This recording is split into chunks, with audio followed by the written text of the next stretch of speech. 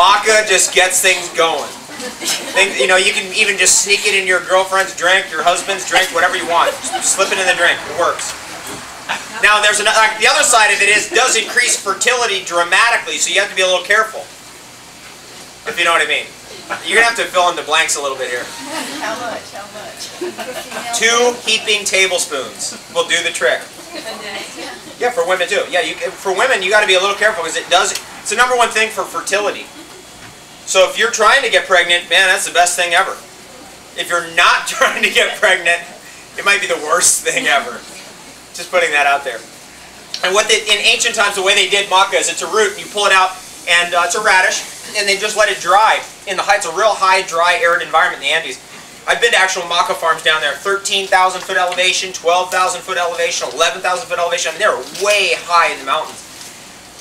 And you basically let them dry on the rocks, and then they harden.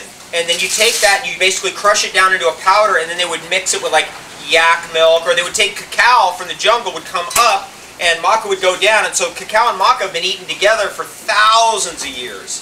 In fact, recently, they're finally corroborating what we've been saying all along, that cacao's been around for probably about 15,000 years as a human food. But recently they discovered that it's been confirmed that it's been at least 3,500 years that humans have been consuming cacao, which is pretty remarkable. And from a quote-unquote scientific perspective, whatever that means, whoever they are. Like a guy in a lab coat is going to tell you what to eat, right? I want the guy coming out of the jungle telling me what to eat. Yeah. It's like, come on. You know, these guys, and you look at them, you're like, dude, man. And meanwhile, they're eating fried chicken, and, you know, my God, the world's leading longevity scientist. In the article out recently, this is just, the comedy's outrageous. The world's leading longevity scientist. In an article, he's like, yeah, and when I live to be 1,000, I still want to be eating French fries and beer, and what else did he say? Fried chicken was in there. It's like, what will happen is you will lose all taste for that. You'll never want to see that again. I mean, it just, you don't even, it goes out of your consciousness. You don't even want it. You never even want to think about having that. Being like eating glass or something. Literally. I mean, people have had this experience. How many vegetarians do we have in the room here? Did you come to a place where you look at meat and it's just not food anymore? There's no way, it's not even identified as food. That's what happens. Fried chicken falls out, it's not even identified as food. You'll start looking at like bread and go,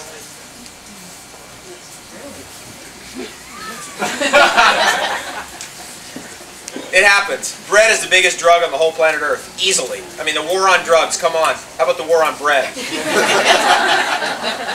If you've been trying to do live food, how many people have been trying to do live food and found out bread was like, it goes after a while, but you get out of the willpower game. How do you do it again? You add in the good stuff and it just falls away. You don't want it anymore, you forget about it. Isn't that interesting? Without trying. If you're using willpower, it's over. The game's over. But if you're doing what you want to do, it's easy. And it happens automatically. Next superfood down the list. Try to manage your front. Bee pollen. Are there any, like, bee freak vegans here? Like, you're like, you can't, you're harming bees, I'll kill you. You can't tell people to eat bee products. When you're in this world, I mean, you just don't know what you're getting. I mean,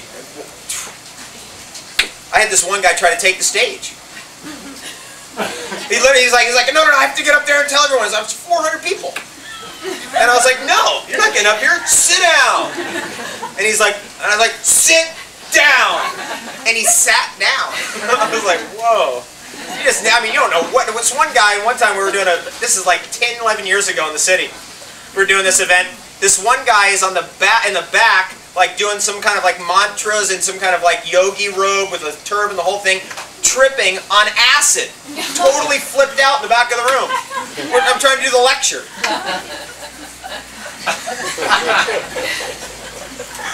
I mean, it's, you know, the extremes of consciousness. Every day we get to experience that. And it's great. It's like being in Rome 2,000 years ago. This is this is where you want to be at this time in the world's history. And you want to protect yourself from all the toxins and poisons that are out there. And you can now better than ever. Bee pollen contains every single thing needed to support life.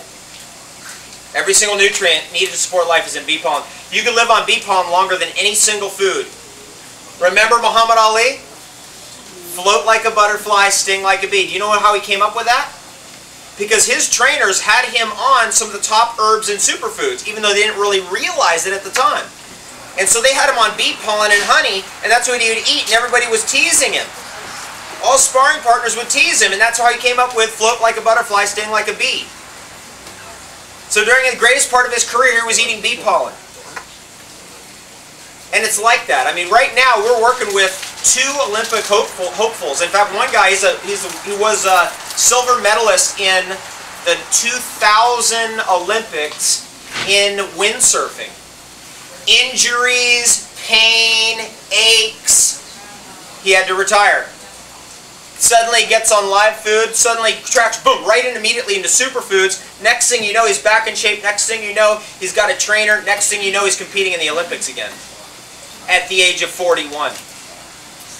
At the age of 41. We're going to be seeing that. That's coming down the pipe now. Because the whole protocol, T.R. Goodman, who actually is like Tiger Woods' personal trainer, James Caan, Ray Liotta. I mean, I could go on down the list of this guy's achievements. I mean, this guy's an amazing personal trainer, the best in the world. Guess what he's on now? Superfoods. He's calling our office every day. What does this do? Tell us about this. What's going on here? And basically all I told him is I said, get those people off that whey protein crap. Just get it out of the way and get rid of it immediately. By the way, it's all a byproduct of the milk industry. And the reason why they can sell it to you in stores like, you know, down that road or over here or wherever, is because it contains such cheap ingredients that they can mark it up. I've been in business now a long enough time. Now I can see how the food industry works. You know, if the product might cost them $1, they're selling it for $20. It's just cheap glue, and it's dirty, and it's gross. Now you just switch that protein, whatever that was, get rid of that, and just boom, what comes in? Cacao, goji berries, maca, bee pollen. How do they extract bee pollen? Bee pollen, there's a little, the way that bee hives are set up now, is that there's a little like hole that the bees have to kind of squeeze through in order to get into the hive. If you put a little copper screen there, as they scurry in, it knocks about 50% of the pollen off. And then you catch it in a tray underneath the hive, and you just literally come and pull the tray out, and you can collect fresh bee pollen. We're getting into bee farming, actually. I have 2 beehives now, and I'm finally getting into that part of it, and it's extraordinary. So there's no harm? There's no harm to the bees, yeah. Not only that, the whole thing about, you know, the vegan ethic about harm to bees, I'm all for it. But I've been in hives, had the hive open, you know, with nothing on, just me sitting there. And as long as you're in the right frame of mind, they don't even bother you, or they don't mind, and they're not going to attack you. And even if you do get attacked, it's good for you. Unless you're allergic. Don't become a beekeeper if you're allergic to bees. But it's good for you. It fights arthritis. The viruses that cause rheumatoid arthritis are killed by bee venom. Does that help MS too? Yeah, absolutely. It's very good for neurological disorders. Actually, most of the disorders we're seeing right now are all virus disorders and nanobacteria disorders, which is calcium-forming organisms. So usually it's both together. That's what rheumatoid arthritis is. It's the formation of calcium inside the joint, which is an organism like a little barnacle or clam that basically there's one clam, and then suddenly there's 3, then there's 5, then there's 15, then there's 30, then there's 100. And over time they build up in places where you don't have good oxygen flow, like in your joints. Next thing you know, we have problems, which is rheumatoid arthritis. Fortunately, there's been some incredible advances and discoveries into how to actually really reverse arthritis. Not just put a Band-Aid on it, or, you know, take whatever, the COX-2 inhibitors to kill the pain, or whatever it is. And I can get into that. I don't really have time today. We're going to do some questions and answers, and if you want to ask me specifically, we'll get to that. Okay, other superfoods. The algae, the microalgae, and there's 4 that are of interest. The number 1 on my mind right now, because I just wrote the description for it, is marine phytoplankton. Anybody heard of this frequency product? Okay, they don't give you jack amount of. Well, I could use another explicative, but I'm not going to. They don't give you any phytoplankton in that product. Now, I've been on the high doses of the good stuff.